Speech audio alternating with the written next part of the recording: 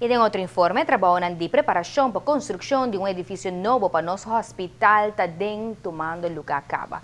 Outro siman não tinha groundbreaking no hospital, para qual depois de 6 meses lo começa nota trabalham de preparação riba e terreno. Agora é uma pintura, uma ideia de arquiteto, pero dentro de pouco, contratista na lógica ideia que tem execução. Para durante 2 anos largo construir edifício novo que virou parte adicional para nosso hospital. O projeto também consiste de 2 fases. E cada fase de ongeveer 2 anos. Na primeira fase, nós também construir 3 edifícios novos, que também está arriba terreno do hospital, pero ainda não conectar com o hospital. Dus nesse período aí, lá nós bisa, nós também temos relativamente tiki molester de trabalho de construção. E também, naturalmente, também afeta nos logística, sim, pero se não nós está em conversação com o contratista, com nós também solucionar o problema, com nós também dirigir o tráfego riba terreno, com nós também fazer em caso de uma calamidade, com nós também vangen op sobre nan também a construção também toma lugar hopi cerca de eerste hulp afdeling que tem um rol central em caso de calamidade. Es más, depois de 2 anos, ahora acaba de construir edifício novo, lo começa a renovar edifício existente. Claro que construindo arriba terreno de hospital não é reto fácil.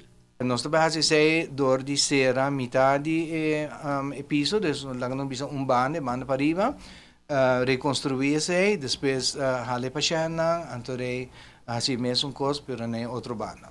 Esse aí também causa tique molester, pero nós espera que de bom compreensão e cooperação com o contratista, que nós podemos minimalmente door de trabalhar tique rond de schedule do hospital.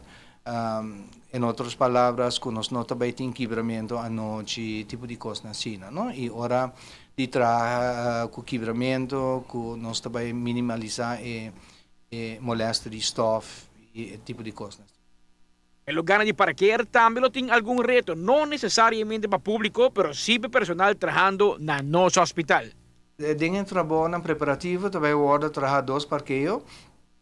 Também está para nós trabalhadores e outro também está para o trabalhador de contratista. O parqueio de lante está completamente em uso para nós visitantes, então não também mexer com isso por lo pronto. Dus tem uma provisão para isso. Outro simalo tuvo lugar evento cerimonial em qual pone a primeira pedra para estar que trabalham no projeto mais grande de década aqui. Amita Patrick Pascal, para ATV, Canal G5.